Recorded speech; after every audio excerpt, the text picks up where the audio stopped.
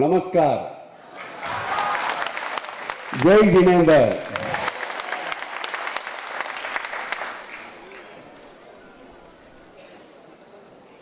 पाने पैसा पूरा फैमिली दीपावली शुभकामना। அனைவருக்கும் தீபாவளி திருநாள் வாழ்த்துக்கள். அனைவருக்கும் தீப ஒளி திருநாள் வாழ்த்துக்கள்.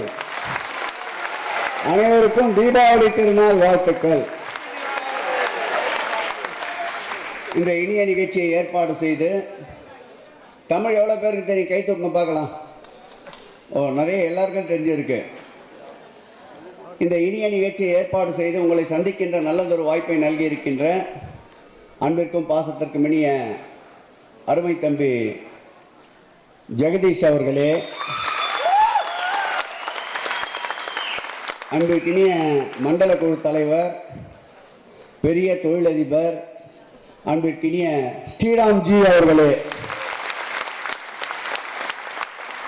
அன்பிற்கினிய நரேந்திரன் அவர்களே, அன்பிற்கினிய விஜயகுமார் அவர்களே, அன்பிற்கினிய கலைச்செல்வி அவர்களே, லண்டன் முருகன் அவர்களே, மற்றும் இந்த நிகழ்ச்சிக்கு ஜெகதீஷோடு இருந்து ஒத்துழைப்பை நல்கி இருக்கின்ற அனைத்து கழக நிர்வாகிகளே, அன்பிற்கினிய சகோதரி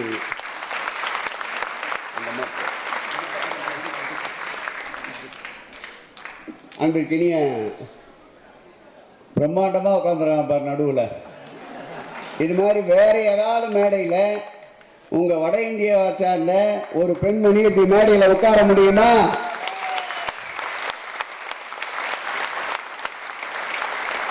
இதுதான் டிராவிடியன் மூவ்மெண்ட் அப்படின்னு சொல்லப்படுகின்ற ஒரு மேடை. இதுதான் திராவிட மாடல் ஆட்சி. அன்பிற்கினிய சகோதரி சங்கீதா அவர்களே, மிக அற்புதமாக மேடையிலே பேசி அன்பு சகோதரி வர்ஷா அவர்களே, வர்ஷாக்கு எல்லாரும் ஒரு ஓ போடலாமா? தாராளமா. திரளாக வருகை தந்திருக்கின்ற வட இந்திய பெருமக்களே, உங்கள் அத்தனை பேருக்கும் என்னுடைய நன்றி கலந்த மகிழ்ச்சி கலந்த மாண்புமிகு தமிழக முதல்வர் அவர்கள் கூறியது போல், மாண்புமிகு எங்களுடைய அன்பிற்கினிய துணை முதலமைச்சர் கூறியது போல், நம்பிக்கை வைத்திருக்கின்ற அனைவர்களுக்கும் இனிய தீபாவளி நல்வாழ்த்துக்கள். எங்களை பொறுத்தளவில் இனம், மதம், உணர்வு, மொழிகளுக்கு அப்பாற்பட்டு அனைவரும் மக்கள் ஒருதாய் பிள்ளைகள், மனிதன் மனித நேயம் என்பதை காக்கின்ற ஒரு ஆட்சியாக இந்த ஆட்சி இருக்கின்றது. இதில் பிளவுகள் என்பதற்கு இடமில்லை. எல்லா நிலையிலேயும் எல்லா வகையிலேயும் இந்தியை நாங்கள் படிக்கக்கூடாது என்று சொல்ல மாட்டோம். ஆனால் இந்தியை கட்டாயமாக திணிப்பதைத்தான் எப்பொழுதும் திராவிட முன்னேற்ற கழகம் எதிர்க்கும் என்ற நிலைப்பாட்டில் என்றைக்கும் உறுதியோடு இருக்கின்றோம். அந்த வகையிலே தமிழகத்தை மாத்திரம் எடுத்துக்கொண்டு பார்த்தால் வட இந்திய மக்கள் அதிகமான அளவிற்கு பெரும் தொழிலதிபர்களாக தொழில் செய்கின்ற ஒரு கேந்திரமாக விளங்குகிறது என்றால் அது சென்னை மாநகரம் தமிழ்நாட்டில் தான் என்பதை இந்த நேரத்தில் அழுத்தம் திருத்தமாக கூற பதிவுபட்டிருக்கின்றது. அதிலும் குறிப்பாக தென்னிந்தியாவின் மான்செஸ்டர் கோயம்புத்தூர் என்றால் தமிழ்நாட்டினுடைய மான்செஸ்டர் சவுகார்பேட்டை என்பதில் எந்த விதமான மாறுபட்ட கருத்தும் இருக்க முடியாது. அந்த வகையில் வட இந்திய தொழிலாளர்களும் தமிழகத்திற்கு புலம்பெயர்ந்து பணியாற்றுகின்ற அந்த தொழிலாளர்களுக்கும், தொழில் செய்கின்ற தொழிலதிபர்களுக்கும், தொழில் முனைவோர்களுக்கும் ஜாதி மத இன வேறுபாடு இல்லாமல் முழுமையாக பாதுகாப்பளிக்கின்ற ஒரு அரசு உண்டு என்றால் அது மாண்புமிகு தமிழக முதல்வர் தளபதி முத்துவேல் கருணாநிதி ஸ்டாலின் அவர்கள் தலைமையிலே இருக்கின்ற அரசு என்றால் அது மிகையாகாது.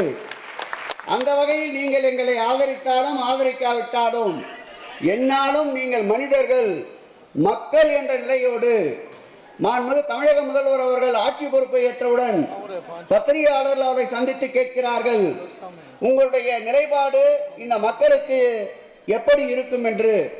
மாண்புமிகு முதல்வர் தெளிவாக சொல்லுகிறார்கள், வாக்களித்த மக்கள் இப்படிப்பட்ட ஒரு முதலமைச்சரை தேர்ந்தெடுத்தோமே என்று பாராட்டுகின்ற அளவிற்கு எங்களுடைய செயல்பாடுகள் இருக்கும். எங்களுக்கு வாக்களிக்காத மக்கள் இப்படி ஒரு முதல்வரை நாம் வாக்களிக்கவில்லையே தேர்வு செய்வதற்கென்று அவர்களே வருத்தப்படுகின்ற அளவிற்கு எங்களுடைய செயல்பாடு இருக்கும் என்று முதலமைச்சர் அவர்கள் கூறினார்கள். அந்த கூற்றுக்கேற்ப இன்றைக்கு ஆட்சி அதிகாரம் நடந்து கொண்டிருக்கின்றது.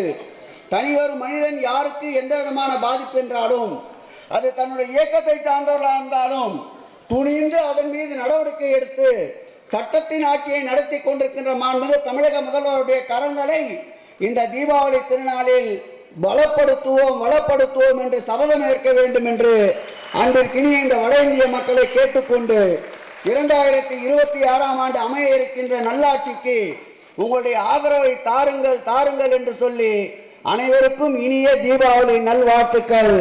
ஜெய் ஜினேந்தர்.